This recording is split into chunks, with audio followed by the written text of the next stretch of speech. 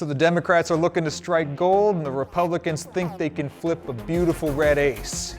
Yep, today we're talking about Nevada, one of the westernmost swing states in 2024.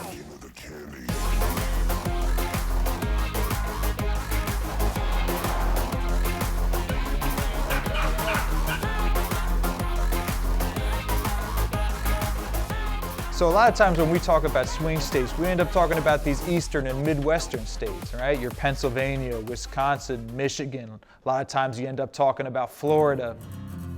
But increasingly, there's some big swingers out west. States like Arizona and Nevada were crucial to Joe Biden's victory in 2020.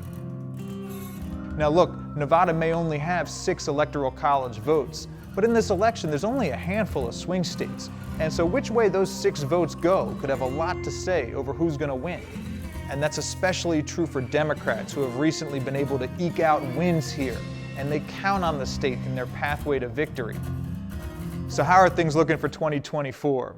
Well, if you're a Democrat, things are looking a lot better with Kamala Harris on the ticket. By mid-July, Joe Biden was down in the polls in Nevada, in some cases as much as 7%. And that deficit was one reason a lot of Democrats thought Joe had to go. But by August, those same polls had tightened up. Some even show Harris winning by 2%. It's the same story in Arizona, where the July polling had Biden way down to Trump. Now the polling coming out of Arizona is neck and neck. So what's going on here? Well, for one thing, Kamala Harris is polling way better with Latinos, and that's a big deal in these Sun Belt states. Democrats can typically rely on 60 to 70% of the Latino vote, but if they start losing that, their coalition is much weaker. And Latino voters just weren't that excited about the Biden campaign.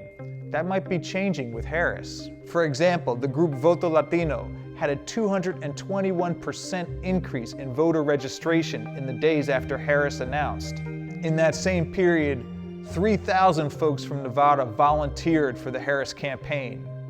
Another thing to keep in mind, there's a lot of people out here that don't consider themselves Republican or Democrat. In fact, independents are a larger group than either of the 2 major parties.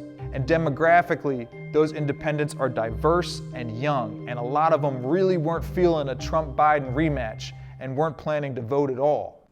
Will Kamala's momentum change that? Maybe. She's had an excellent start to her campaign, especially on social media, and especially on platforms like TikTok that are popular with the younger generation. But she's not going to be able to just TikTok her way to victory. People here are very frustrated about inflation, just like across the country. Las Vegas, it's a tourist town, so it can be heavily influenced by national economic trends. And right now, unemployment here is some of the highest in the country. Nevada also has a housing crisis with home prices spiking. A Zillow study found that if you make the average salary in Las Vegas, you're gonna have to save for about 17 years if you want to make a down payment on a house. And if that wasn't enough, Nevada is also facing some of the harshest impacts of climate change in the United States. Look, it's always been hot here, but not this hot. In July, Las Vegas had a full week where it averaged 115 degrees Fahrenheit. That's the hottest they've ever recorded there. So how are all these trends going to affect the vote in 2024? Well, it's tough to say. A lot of them are pulling in different directions. If you're worried about the climate, maybe you're voting Democrat. If you're worried about inflation and blame Biden for unemployment, maybe you're voting Republican. And if you weren't going to vote at all, maybe the Democrats' new candidate is changing that calculus.